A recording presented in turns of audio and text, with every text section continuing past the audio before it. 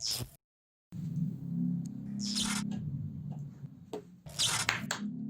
next masuk. Oke, boleh dijelaskan dulu maksud dan tujuannya ada di sini? Sebenarnya kurang tahu juga ya, tadi soalnya di seluruh wawancara doang gitu.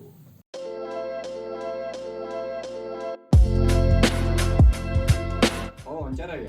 Boleh deh, perkenalkan dulu deh. Nama saya Muhammad Falik, umurnya 20 tahun. Kegiatan sekarang ya kuliah di salah satu universitas di Jatinangor. Oke, Saudara Falik, kira-kira apa yang Anda ketahui tentang kepemimpinan?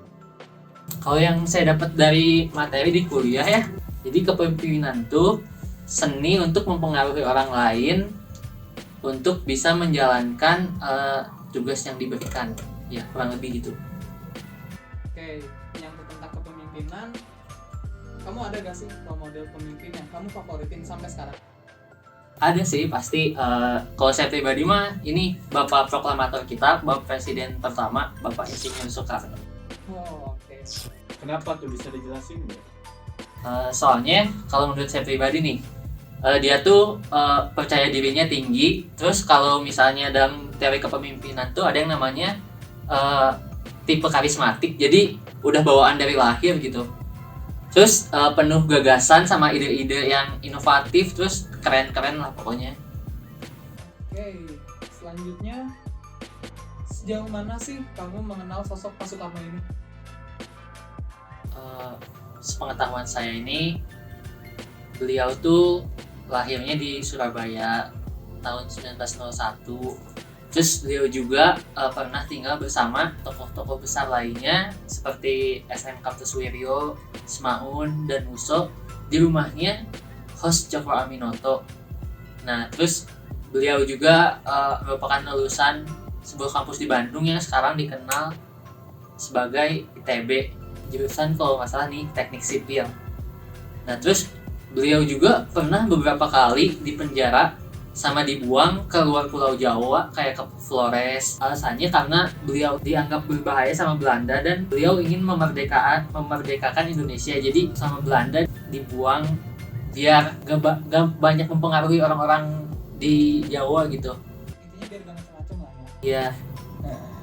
Nah, ya terus akhirnya beliau dipercaya sebagai Bapak Proklamator dan Presiden pertama.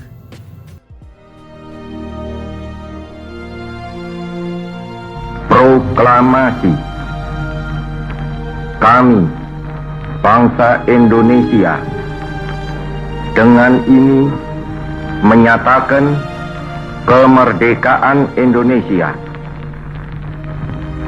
Hal-hal yang mengenai pemindahan kekuasaan dan lain-lain diselenggarakan dengan cara saksama dan dalam tempo yang sesingkat-singkatnya. Jakarta, 17 Agustus 1945, atas nama bangsa Indonesia, Soekarno Hatta. Nah, terus beliau juga ini salah satu penggagas gerakan non-blok dan konvensi Asia Afrika. Ya kurang lebih itu sih yang menurut saya paling yang Ikonik kali iya ya. yang paling diingat sama saya. Diingat. Oke. Oke, Saudara Falik, kita berpindah ke pertanyaan selanjutnya. Seperti yang kita ketahui bahwa Soekarno ini memiliki pengaruh yang cukup besar dalam kemerdekaan Indonesia, di mana beliau dapat mempengaruhi rakyat-rakyat Indonesia untuk mengejar kemerdekaan. Menurut saudara ini, apakah ada suatu elemen yang dimiliki Soekarno sehingga dapat mencapai kemerdekaan itu?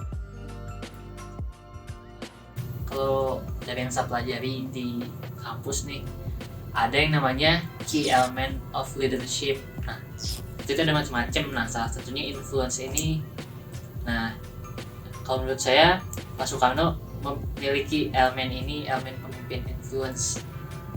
Bahkan sampai diakui sama Belanda ya. Soalnya Beliau beberapa kali sampai dibuang ke berbagai daerah gara-gara pengaruhnya ini dan gerakan-gerakan beliau yang lain untuk kemerdekaan Indonesia. Oke. Kita kan sama-sama tahu nih ya bahwa seorang pemimpin ini merupakan sosok yang terpilih atau bisa dibilang sosok spesial. Nah, kira-kira apa sih yang membuat Bapak Soekarno ini menjadi orang yang terpilih dan masyarakat itu meyakini bahwa di dalam dirinya itu ada sosok pemimpin?